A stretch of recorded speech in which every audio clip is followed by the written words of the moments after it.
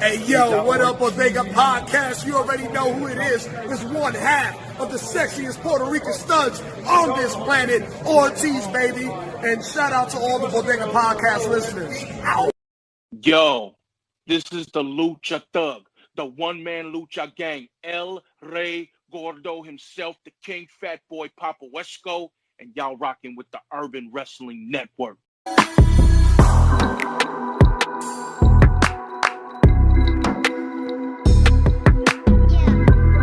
It's your boy, the young GOAT, one half of Injustice, Hot Fire Myron, and you're listening to Urban Wrestling Network.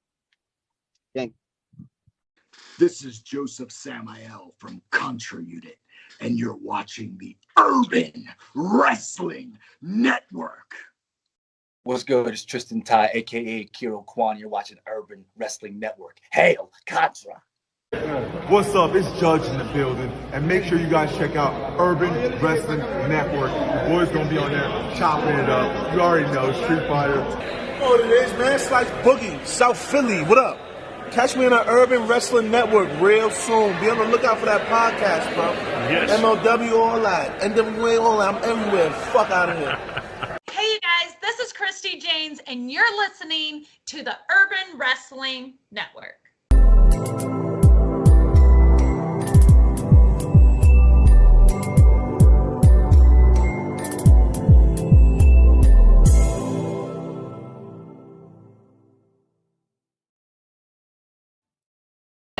Hey, what's up, guys? It's Jeff Cavier, and you are listening to the Urban Wrestling Network.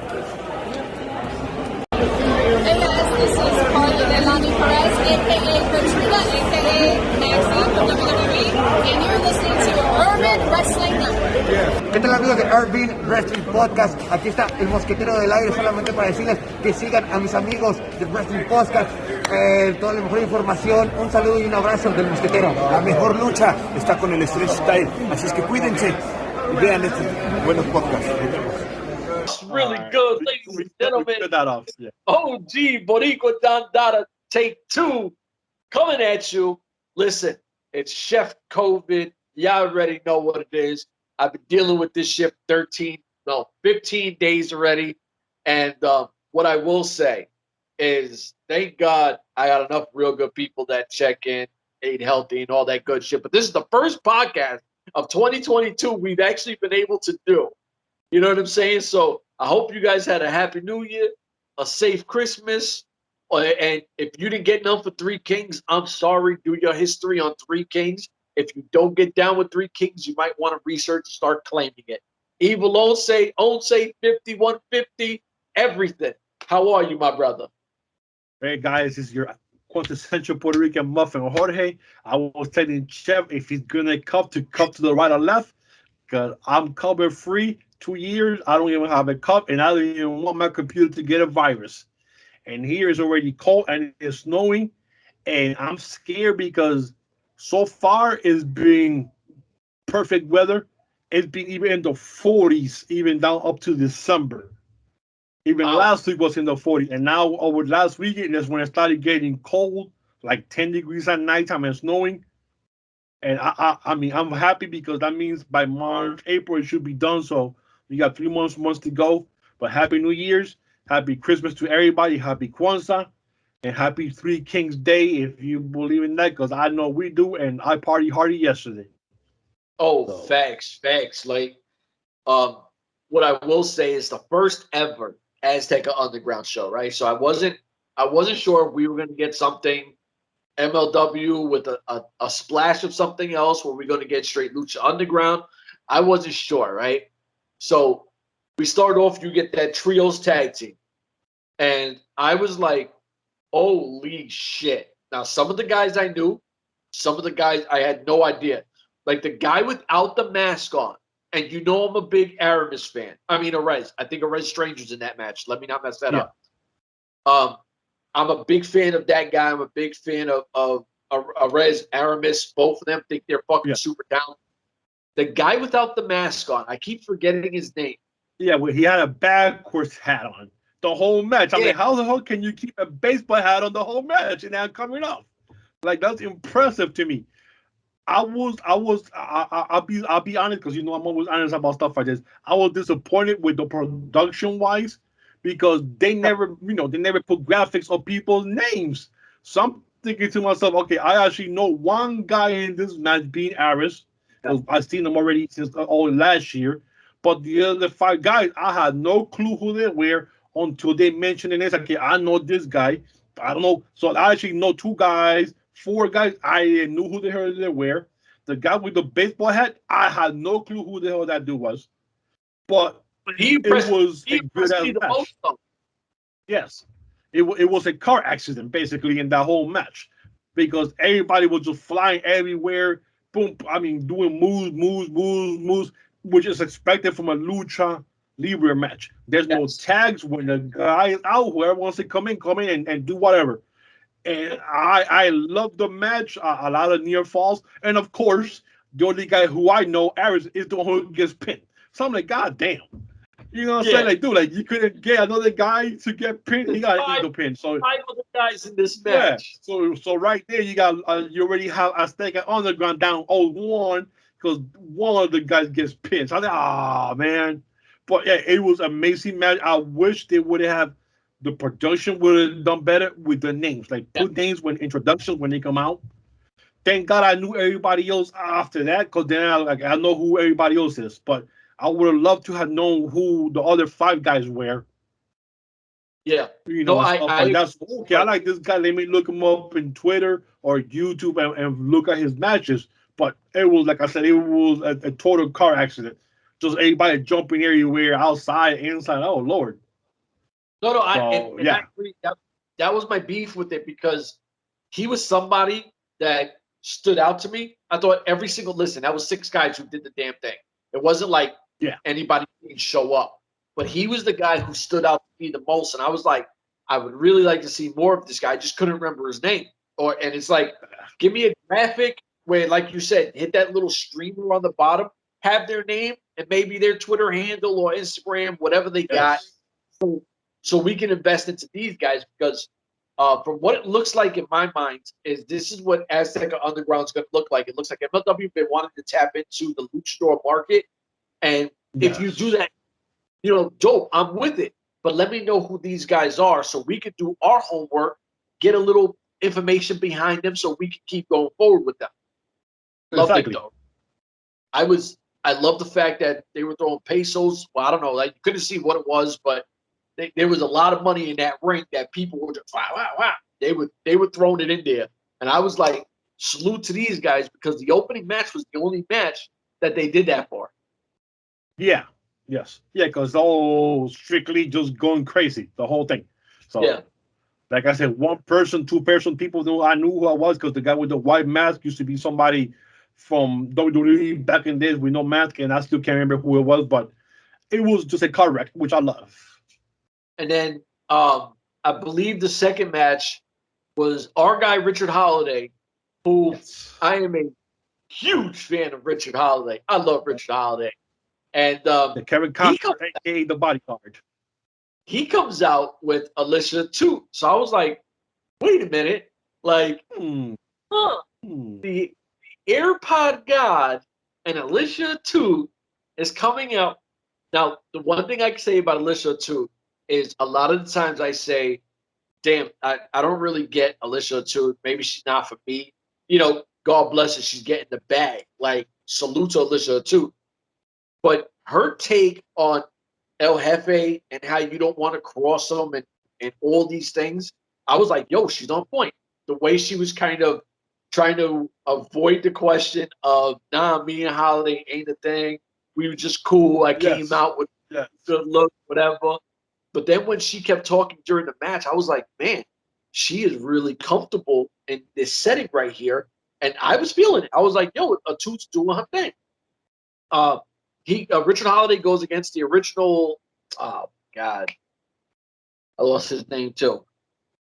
The luchador that he went. Yeah, Psycho Clown.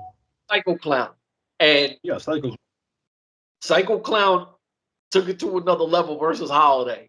Like Holiday did the damn thing. He looked like Richard Holiday, like always, looks $1 million. But in this case, I was like, Psycho Clown really elevated going against Holiday, and I was looking forward towards Psycho Clown because of what he kept doing. And then we see one of the henchmen of El Jefe come out, kind of yank up Alicia too. Yeah, takes exactly. Yeah. cracks Holiday. Holiday gets destroyed off the top. We don't really talk matches in depth. We don't really do this, but Psycho Clown murdered Richard Holiday off the top. I mean, with that Spanish fly. That shit was smooth too. He did that God. shit smooth. And I like how he made sure that he was secure enough, to get his balance. He waited. They both waited. And you could tell that once everybody had their footing right, he executed the move to perfection. Because usually sometimes somebody goes up there real quick and boom, somebody's slipping off, somebody doing this, and you're like, damn. But there's always, you want everything to be smooth, but there's always got to be safety when you're doing something that dangerous. So you have to make sure that everybody's secure. So I appreciated Psycho Clown making sure that everybody was in position. He made sure that Holiday had his feet under him and did a beautifully executed Spanish fly. The whole thing with the Cesar Duran's minion pulling the girl out from the thing. This is a two from the front, taking it back, distracted Holiday from the match, but also at two saying, "Oh, I'm giving Holiday. I just threw him a bone," like basically saying, "Yeah, I keep always saying him no. So for Christmas, I just had to throw him a bone. Just I got tired of saying no. He might be surprised. Now, I'm like you. I am not an Alicia Etu fan. I'm not. But every time I see her on TV, I'm like, God damn, this chick is fine as hell. Like she goes out looking at, like I could actually smell her, the scent of just beautifulness coming to the TV. Like, damn, this chick is fine as hell. But I don't like her like that. But then when you get to see her, you're like, damn, like this chick is doing her shit for real. I mean, I can't hate on it. I want to be a hater, but I can't be a hater because she's doing her shit and she's doing it good. And that's my thing. I think she was so raw because we're wrestling fans. We watched her from coming in with Impact, and I instantly was not feeling her in Impact. And I took a picture with her sitting next to me on Impact, and I'm knowing, like, I even told her I'm not a fan like that, but I would love to take a picture. Dude, she took a picture, real nice. She smells so. Oh my god, the scent that she had. I'm like, oh my god. Dude, so even from back then, she knew. I know I wasn't a fan, but she still took a picture. We sat right there together doing one of those bingo games that they were doing for Impact, the VIP thing. So she's very pleasant. She's very approachable. So she doesn't let her beauty, get to her head or nothing like that. So, I respect her for that big time. Like her delivery, I think in Impact, she was so new to that level of industry. I kind of was like, I really don't like this girl. Like, I'm not feeling her, but. And I'm surprised she's not a wrestler. You know what I'm saying?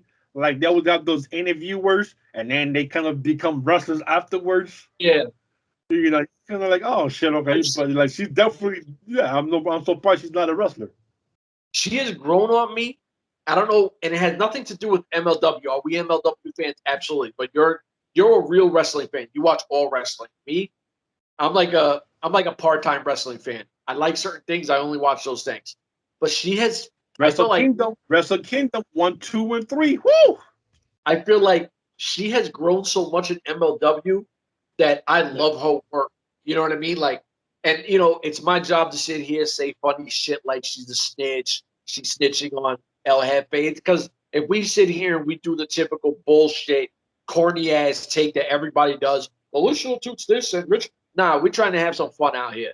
She's killing it. I love what she's doing. Yeah. I hope storyline wise, we eventually do get Holiday in the two. And I wouldn't mind. Listen, I wouldn't mind her kind of being like the Miss Elizabeth to his Savage. Yes. You know what I'm saying? Yes. I would not mind that. I'm all for that. Alicia, too, if you ever hear this, you got to come on here. I got a few questions I got to ask you, mama. Real shit. And salute to Canada because that's where my Raptors are from. So, listen. So we get Richard Holiday go into the back to kind of like get at El Jefe. Yeah. The one thing I dig about the dynasty, these guys are not worried. Well, they should be now, but they're not. They're not worried about El Jefe. Like, they get in his face, they talk crazy. El Jefe don't give a shit. You got the Spanish guy, I've never seen in my life, who's standing there. He's chilling until Holiday gets there. Then he's all like grabbing him up all crazy. And then he says, police. Yeah, he's a cop. Yeah, he's a cop. I was like, oh, shit, you're going to get arrested. So I'm like, no, they're not arresting the homie Richard Holiday. Like, what did he do? Now, the crazy part is, I don't know if you people know about other prisons in other countries, right? Them shits is no joke. If you've ever been locked up out here, shit is rough.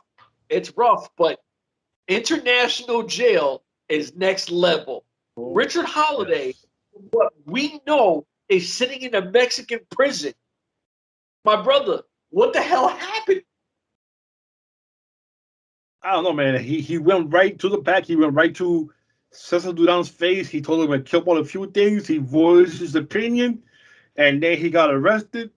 And then he's, Holiday tells him, "You're gonna hear from my lawyer." He said, "No, you're gonna hear from me," which means now he's definitely taking more of a stance against Cesar Duran and a healthy and the whole azteca thing, storyline. And I love Holiday because he's like a tweener. He's good or he's bad, but he always has that respect and friendship towards Hammerstone, which makes him the dynasty. So pretty soon we're gonna see the dynasty is gonna go at it against whatever Cesar Duran has in order going forward with the Azteca Underground. I actually I wanted to say this. I actually miss MJF being there now, since MJF was the leader of the dynasty at one point before he got his humongous break at AEW. And then they had Gino Medina, which I never liked him there as part of the dynasty anyways. But they definitely need to get another third man in the dynasty, man, just to kind of even things out and say, we need some backup. It's only two of us, and they have an army. So it's going to be interesting moving forward what's going to happen, with the dynasty and Azteca Underground. So now the thing is that we all know how wrestling works, and I don't want to say it, but we've already seen El Jefe. Don't say it. No, I won't, because they get upset. We've already seen El Jefe dismantle the biggest threat to MLW and Contra Unit. They're gone. You no longer see Josef Samael. We only know that coming up, we have Mads Kruger, who recently re-signed, versus Jacob Fatu. So we don't see is. But that's in the show in Dallas. Hopefully, if it doesn't get canceled, with all the spikes in COVID. So that's coming up in 2 weeks. That whole show down there in Dallas. So hopefully it doesn't get canceled again like it did happen last year. But I mean that's your group there. Contract is done.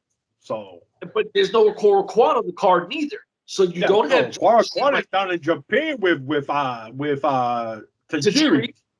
So you're like, holy shit! He just dismantled Contra Unit, which was the biggest threat to MLW. So you're like, oh wow, that was smart. Right off the rip, in less than a year, he's taking them out, right? So you sit there and you go, what's the next biggest threat in MLW now? The heavyweight champ, Dynasty. We now have Richard Holiday in a prison. We'll get to Hammerstone later, because the next thing that pops up is the Bomaye Fight Club. So you're like, you get a quick recap, because we're going to see Calvin Takeman versus Alex Kane, our homie. You're going to see these two guys go against each other. And coming up in the show in January. But next week we're going to have the Bomaye Club go up against Aerostar for the open weight title. So that's going to be a good as match there. Power and speed against aerial tactics. See, that's what we're seeing with Azteca Underground and MLW is the perfect mix we've been wanting. We've been wanting to see something different, and not because we're Latinos, because I'm different than you. You grew up with the luchador wrestling. It's something that you knew very well. I grew up with WWF, with the larger-than-life gimmicks and, white guys. There were no Spanish guys really back then. So what we're getting is... Pedro Morales back in the 70s. And then in our time in the 80s, it wasn't anybody. They had the Invaders one time. Who else was a Latino in the 80s? What about Tito? I'm sorry, Tito Santana. Yeah. Tito Santana. Yeah, Tito. So he was the only one. And he was always the mid-card guy. Always the tag team champions. And then one time he became Intercontinental title, and that was like the highest he ever climbed. They saw him there as being that's it. And that dude, to this day, is still a WWE lifer, because he never wrestled for any other company except for the WWE. But can you imagine changes? Can you imagine? Because he was super athletic back in the days where athletics wasn't a thing. It was all powerhouse. That's what it was. He was the athletic guy. Can you imagine him now? Like what his market would be out the roof. So we have the Bomaye Fight Club. It's kind of with Calvin Tankman. He attacked us. He assaulted us. Yes. What's really good? He's an animal. And we're like, all right, build up is dope. The cool thing with Kane is we did get to interview him. You got to watch that. The cool thing with Alex Kane is when you first kind of seen him with, he's the MMA fighter. He's from Jersey. Yeah, King Mo. When he was with King Mo did the talking. King Mo had the signs. You never really got to see the talking of Alex Kane. So you're like, maybe this guy sucks on a mic, right? We get to talk to him, and we're like, holy shit, this guy is freaking awesome, right? Like, this guy needs to talk more. He's talking more. This guy is super marketable. To me, he reminds me of a new era Zeus. I don't know if people remember Zeus, but he reminds me of like that big, strong, Zeus. And I was like, the biggest obstacle. Hey, I freaked out when Zeus came out against Hogan. I love Zeus. I thought Zeus is gonna destroy Hogan. This is gonna be the changing of the guard. When I didn't know much about anything, I thought that was like one of the best storylines ever when they brought Zeus into wrestling, coming up from Rocky 3, right? No, Rocky 2. Yeah, from Rocky 2. When they have Zeus go up against Rocky Balboa there, I was like, man, this is going to be huge. Yeah, and shout out to rest in peace, Little there, man. Didn't Hogan have a movie? Didn't Hogan have a movie with Zeus? Yeah, he was in, because remember Hogan was also in the movie at the beginning, against Rocky Balboa.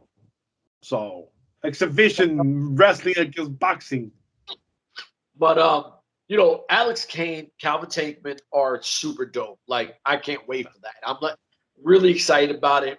There's a lot going to Dallas. We'll get into it. We're talking Azteca on the Rocks. And then we get main event. So we're like, okay, it's Hammerstone and Pagano. Yes, my boy. Oh, man, dude. I love all these guys. Yeah, Pagano. And it's King Muertes and King Muertes against and Black Taurus. And Black Taurus. Now, Black Taurus, I didn't know a lot about until he went to Impact, and he was with the Cats. He's still there. Yeah, so that's I was kind of I'm kind of surprised. I was oh shit, all right, they're using Black Taurus, who's currently attacking with Crazy Steve in the K in Impact, but in Mexico it's the whole whatever. I wrestle in Mexico, so I'm going to be in this show too. So he's in a MLW Azteca show, wrestling for timing with this guy when he's in a different company. So I thought that was cool that he was there. I remember that open door policy though, so we don't know how that works so far. But so we're watching this, and I'm in my head, I'm like, holy shit, Hammerstone and Pagano are fucking awesome as a tag team. Like, I don't know if they've ever worked together, but they look like they've been a tag team for years.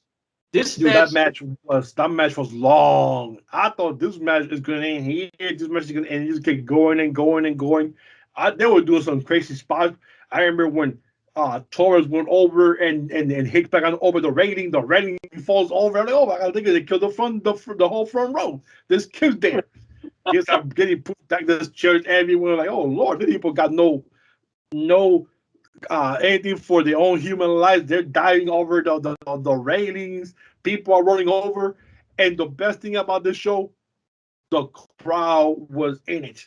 There was 5,000 people there. You could see a whole different atmosphere there, man. You could feel it, and you could see it. The people are screaming. The kids are excited. I mean, even the females there, they're going crazy and shit. Throwing stuff, grabbing chairs. Wrestlers are grabbing chairs from the kids, like poof, bah. This it's like everywhere. Do like 20 minutes of violence all over the whole place. Alex Kane was right, because I was looking for it. Remember, we asked him, "Yo, did people have cameras out? Like, were they stuck just trying to record?" He said, "Nah, I didn't really see that. I didn't see anybody with the camera sitting there trying to be the next freaking big. Let me get some views." No. Everybody people were taking pictures of themselves, that like they do like this, or trying to touch the wrestler when taking their picture at the same time. But that was about it. Yeah, but everybody was sky high into it, right? Yes. Like everybody was loving it. It was a long match because MLW, if you watch MLW, when that hour's coming up, it'll end before the hour comes up. Yep. So I'm like, oh shit, it went over an hour. It was like 9:03, 9:04, something like that. It was like almost an hour and 14 minutes for the show. And what I like about MLW, every match is always long. Even the women's matches are long. They don't give them 3 minutes. They give them close to 10 minutes per match. Even all the female matches that I've seen in MLW has been close to 10 minutes or more. Now we're gonna have you for 3 minutes. Do blah, blah, blah, blah. No, they're actually wrestling, and we want to see you sweat. We want to see you pour everything there, and then after that, we're gonna give you more. So I like when companies are very confident in everybody and said, this is your whatever time, go do what you got to do, shine, make either like you or make them hate you.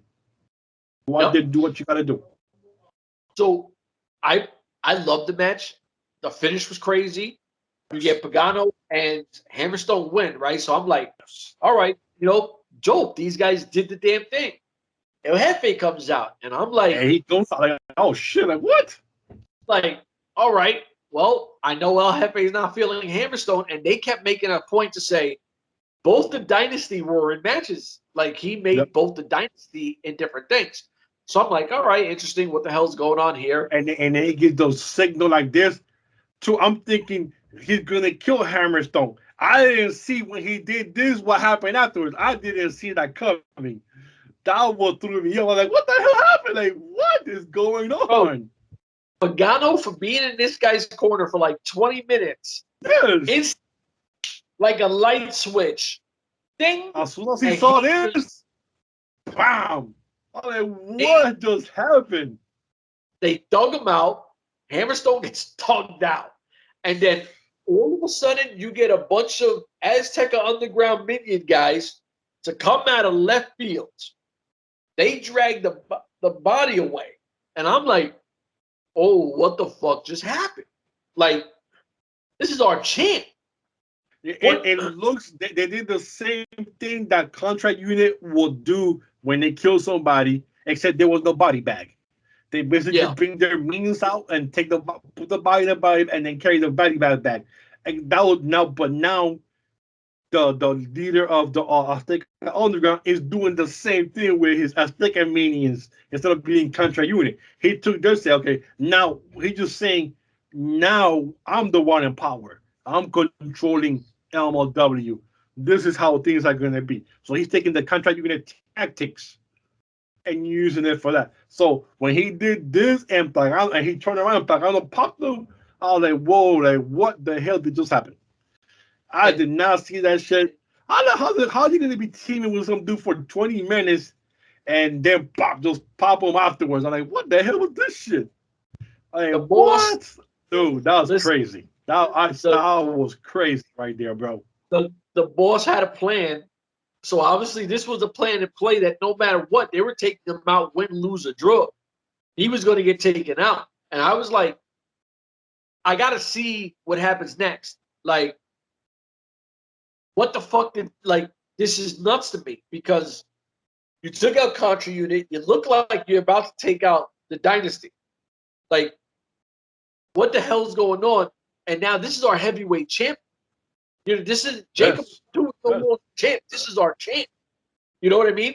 And at this point, I'm like, all right, King Muertes did what he had to do. Like, he had a great match. Granted, you know, Black Taurus did his thing. Pagano did his thing. Pagano, your guy, you know, I know you're a huge Pagano guy. Pagano is a legend over there. I love Pagano. You know, what we've seen, if you've never seen Pagano, you really need to because this guy's a legend. Not over there, because we've seen him in the States over here do his thing in Impact Wrestling as well. That guy is a star. He's a star. And I hope to see more of him over here in MLW and not just in Mexico. That'd be cool. But the thing is, El Jefe made a statement, and then he just writ in blood that this shit is not a game. That there's only one leader to this shit, and that's me. You play by my rules, or you don't play at all. And we're gonna find out in a week or two, whatever the hell they decide to do, because this to me was not very Lucha Underground-ish with all the crazy cinematic stuff. But I think we're getting something cinematic coming up real soon with what we just saw. Do you agree or no? Yeah. Oh, for sure. I mean, you could probably sense it because now they're in Mexico. Now they're shifting that to Lucha Underground stack things where now you're going to see more cinematic things, you know, with the addition of Carly Perez being there with Mil Muertes, a lot of sacrifices to the gods. Now you're going to see Richard Holiday's in jail, in prison there. So we're definitely going to see a lot of cinematic stuff going on. The one thing that I liked about the show is that they finally revealed the guy with the mask or the face paint and his Bestia 666, which threw me off. Threw me off for the simple reason I'm going to hold up. Bestia 666 works for the N.W.A. He's half of the tag team champions with Mecha Wolf 450, and they call that Rebellion, which means if the open door policy keeps working, you're going to see Bestia 666 coming here, and he might bring in Mega Wolf over with him. You're going to see the Rebellion over here. Dude, I could just see matches against the Banerics. 5150 comes to mind because, as we know, Conan was with like Rebellion back in December or was it October? One of those pay-per-views that we had when they won the tag team championships, becoming the first ever Latinos to win the N.W.A. tag team champions. And Conan was there, and now Conan is managing 5150. So I'm intrigued to see if he's going to manage, you know, Bestia 666 over here, and if Mega Wolf comes over, what's going to happen? Are they going to have a rift and go up after each other? You know, so I'm like, right now, my mind just exploded when I saw Bestia. I said, oh, hell no. And that's your boy. La Rebellion is coming. La Rebellion is coming over to MLW. I can't wait to see that. I'm excited for that, bro. Like, really good. Oh, yeah, for sure, for sure. I'm super hyped up on it. I know it's your guy, so when I see them, I was like, oh, shit. This is Old-Say's guy. So I'm excited when I saw that, bro. I said, whoa, hold up. Bro, that's what I'm talking about. See, is serious because, like I said, we also seen Davey Richards on one of those BTI things with Impact where he tagged with Eddie Edwards. So you're like, oh, shit. He's re-signed with us. The American Wolves. Yeah, which I hope they could. I would love to see him and Eddie here one time. And since it could be a one-off, I would love to see them versus the Von Erichs. I think that would be absolute crazy. I would also see them against 5150. Yeah. The American Wolves and MLW. Hey, they done it. They did it with Alex Shelley, who's working everywhere. They did it with or they're doing it with the guy who shit, from the Undisputed from Red Dragon, who came into MLW for a couple of matches. Bobby Fish. First guy, Bobby Fish. So if they're doing MLW, they're doing AEW, they're doing Impact. So it's kind of cool if they do come, set up a nice program. You don't have to be signed there. Just like the old days, you don't have to be signed there.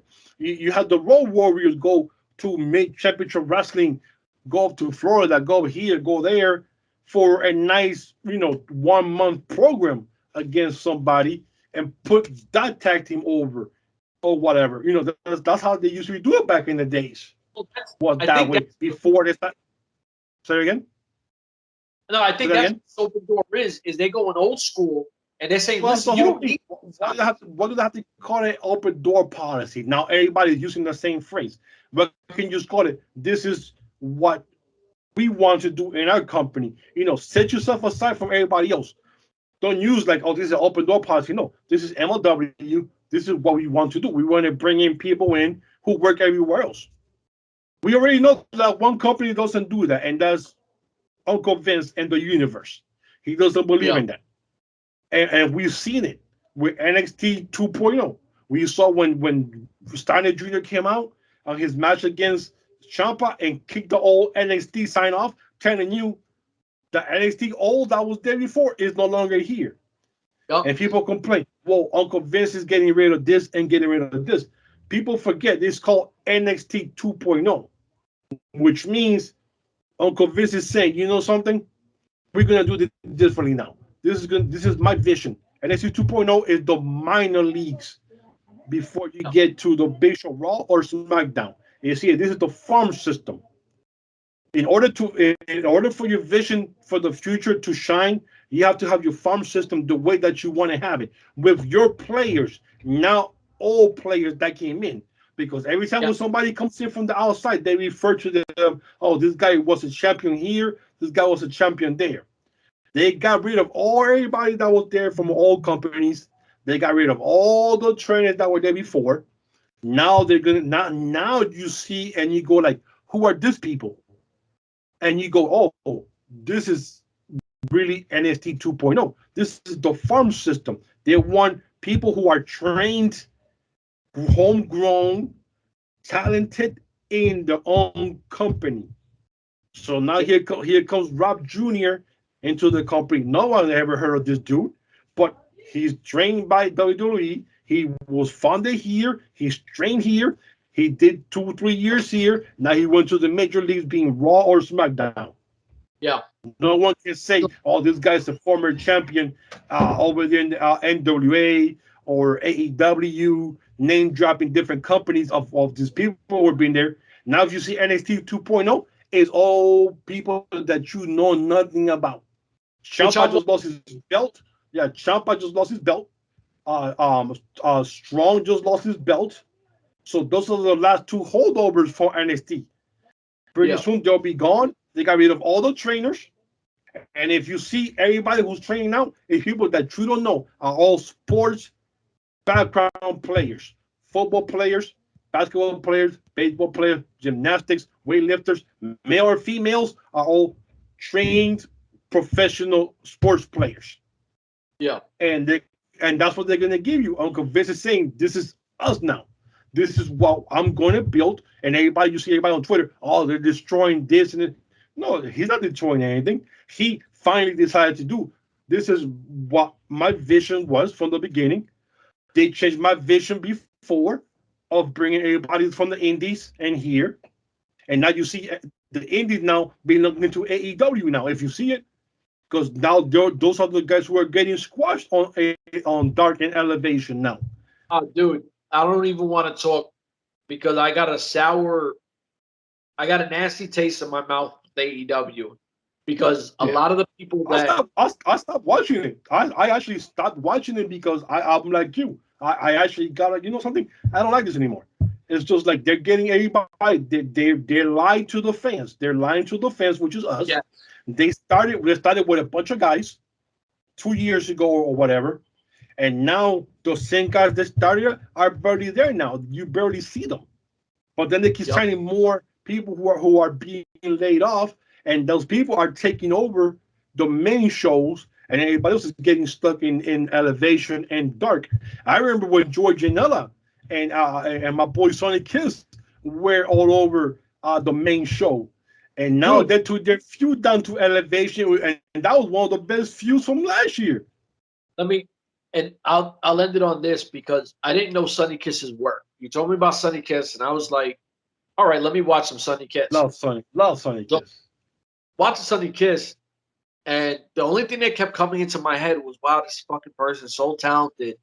It does this goofy shit at the end of the matches, which always costs Sonny Kiss because of the character. And I'm like, if Sonny Kiss got just a little bit, Sonny Kiss could wrestle with fucking anybody.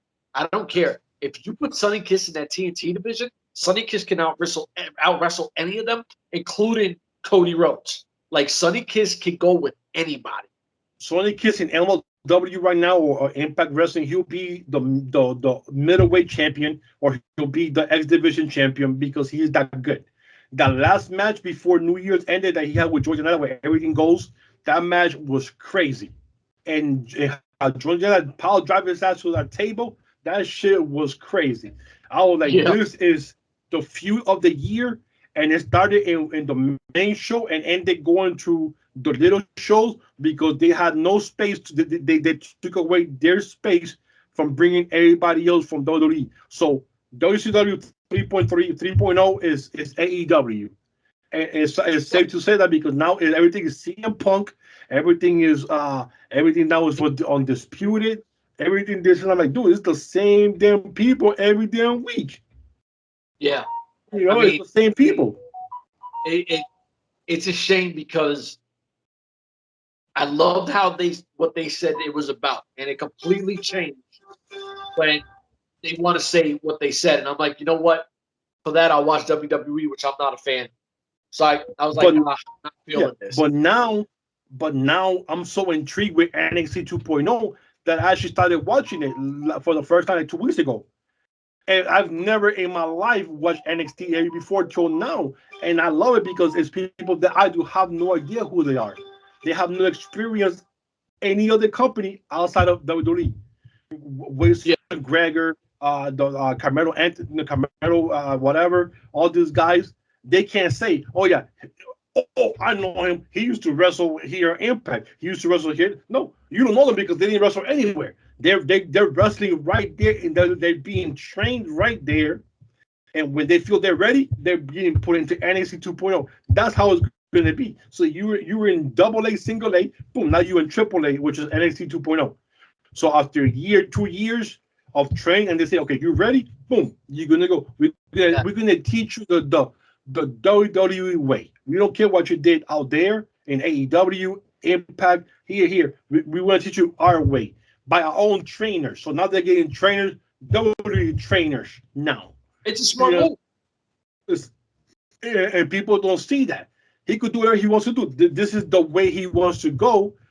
Oh, well, is Triple H okay? He's doing no. Everybody when you buy a team. When I just bought the Houston Astros, and you have leftover players, managers, I'm going to be my own people because I want them to be my vision, not the last vision. Because if the last vision worked, we would not be doing the changes. Yep. NXT was WWE Indies. That's what that was. Because it was everybody from the smaller companies, Impact, Ring of Honor, N.W.A, were all in NXT. Pretty much everybody from Ring of Honor was in NXT. Yeah. And then, now you see pretty much everybody's going from there. Because now 2.0 is this is the vision going forward. And I want to move forward to, but the biggest news that came out from Wrestle Kingdom this week was being back on Access TV again, starting in March. They're bringing back New Japan Wrestling back into Access TV right before Impact or right after Impact Wrestling. So now Thursday night is going to be the best block of wrestling coming up when you have Impact Wrestling, and then you have new episodes of New Japan Wrestling right afterwards, dude. Which means opens the door for Okada, opens the door for the Rainmaker to come into Impact Wrestling. Dude, if the Rainmaker comes to Impact Wrestling and does live tapings, you're going to see my fat ass right in the front. You're going to see my fat ass right in the front. Okada Rainmaker! I'll be throwing my boxers on top of the ring. Sign my boxers! Sign my boxers! I'll tell you that right now. I'm going to be right there in the front to watch Okada. Listen, the Rainmaker do his shit. Don't say 5150 nuts talking about NXT, the Rainmaker, everything else. Hey. For myself, that's wrestling, man. That's wrestling. You know, that's the wrestling. You know, Impact Wrestling just got rid of Max Striker. Yeah, I don't know. I thought he was one of the best announcers they had after Josh Matthews got pushed down. Him and D'Lo Brown went changing, and they got rid of him. I hope he doesn't come back because he's the worst. And then they just killed Dove Hernandez by Austin, whatever it was his last name, Austin, Austin Kidd and Man Fulton just destroyed Hernandez, which means he's gone from the company. So that's one guy who's gone. Now the pay-per-view's coming Saturday tomorrow, Hard to Kill, and my God, I got something to say, Trev. Willie Mack is sick. No, I'm sorry, Rich Swann is sick. Sick like COVID? Like sick. I don't want to say it. It might be that, but I don't know. Hopefully he gets clear, because you know what's going to happen tomorrow if he's not there. You know who's going to take his place if he's not there. Who's that? Oh, I don't fucking know. I don't watch the Impact. Who's the guy who always takes everybody's spot? The hero of Impact Wrestling was some. Don't do that. Don't say Tommy Dreamer. You said it, not me. You said it, not me. I just heard it this week, and I'm already fearing that this dude is gonna show up, because I heard and some of our followers told me that Tommy Dreamer is back in the company again. He's back with the company. So for what it's worth, I was shocked when they told me. I said it can't be. I said, yep, they're saying he's back in the company after that little flap with that one show, and they took him off for a couple of months, and now he probably is back with the company, which means he'll probably be coming out tomorrow, Hard to Kill, to do somebody's save or something. So yeah. Oh my God, I don't want to hear. You know what, ladies and gentlemen, it's the OG Boricua Dandada. It's the greatest of all time. Once 5150. We're out of here. Deuces.